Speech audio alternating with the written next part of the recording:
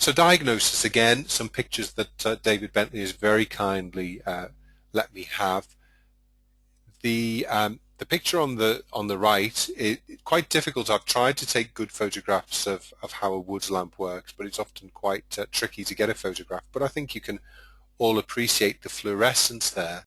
And when you're using a woods lamp, you need to be aware that, one, it is only M. canis that will fluoresce, and we know that probably only about 50% of M. canis strains will actually fluoresce as well. So it's a nice screening test, but please don't think that a negative means that your cat or your dog doesn't have ringworm, because it is certainly possible for it to have it and have a negative woods lamp test. When you're looking through the woods lamp, you should see an apple green fluorescence, and you should see that that is coming from hairs rather than from scabs, because the scabs on the whole will not fluoresce or will not have ringworm on them. It's the hairs that you're really looking for. Again, a picture from David shows the spores around an infected hair, and then also, depending on what your fancy is, I send most, if not all, of my fungal cultures to the laboratory, but this is showing the change in colour on a DTM plate from yellow to red at the same time as the white colonies appear, and we'll show you that in more detail in the next slide. So in-house dermatophyte test medium is worth having if you are keen on your laboratory work. It contains a nutrient medium, it contains a colour indicator, and it also has an inhibitor in it to stop the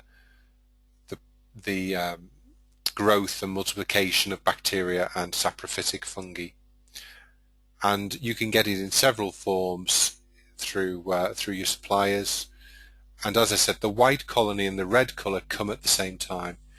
If that doesn't happen, there is a good chance that you have something else growing, maybe a saprophyte, and you can obviously get false positive M. canis and other infections. So if you're not sure, it is always best sending it off to a commercial lab.